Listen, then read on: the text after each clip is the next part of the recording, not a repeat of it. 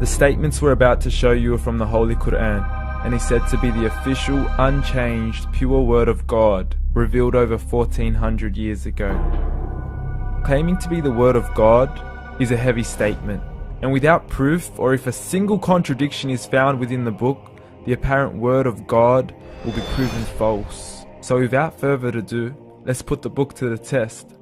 In the 23rd chapter, titled The Believers, from the 12th to the 14th verses, God is said to give a detailed description of how the human being is formed. It begins by saying, "We then placed him as a sperm drop in a place of settlement, firmly fixed. Then we made the drop into a alaqa." We will translate this word very soon. "And then we changed the alaqa into a lump. Then we made out of that lump into bones. And then we clothed the bones with flesh. Then we caused him to grow and come into being and attain the definitive human form." In the 21st century, we can now safely say that this verse is clearly describing the process of human development in correct chronological order. However, what we should be paying attention to in particular is the second stage, referring to the development of the embryo.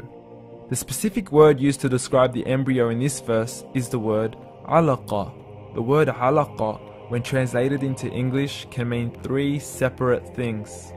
Firstly, a blood clot, or to be suspended, that is to be hanging or clinging to something, or thirdly and finally, a leech. Now, all three definitions don't come anywhere near what we perceive to be the human embryo. So, why are these words used, and what significance do they share with the human embryo? Can the embryo be described as a blood clot? Well, what do you think? In the third week of embryonic development, a tubular heart joins with the blood vessels to form a primordial cardiovascular system, and by the end of the third week, the blood is circulating and the heart begins to beat on day 21. The first thing that comes to mind in regards to being suspended or hanging is the umbilical cord. But we can't use that example because we are simply referring to step 2, before the baby has even formed. But we now know today that the umbilical cord is formed from the connecting stalk. And the connecting stalk is formed as soon as the embryo is formed. The embryo's connecting stalk has even been described by John Allen and Beverly Kramer as an object to suspend the developing embryo in the extra-embryonic column.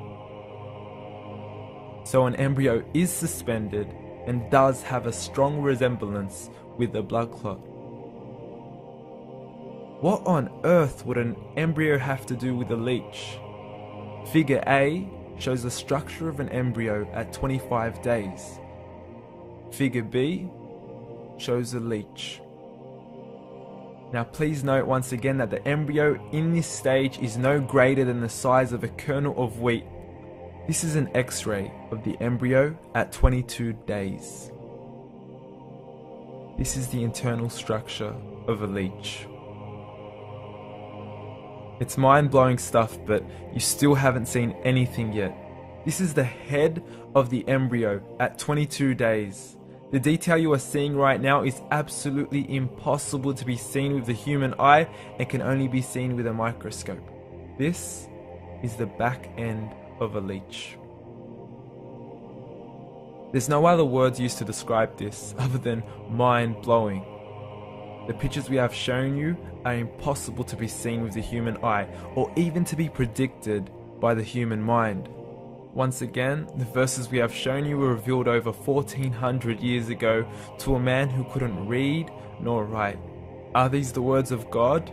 Descriptions of the human embryo in the Quran cannot be based on scientific knowledge in the 7th century.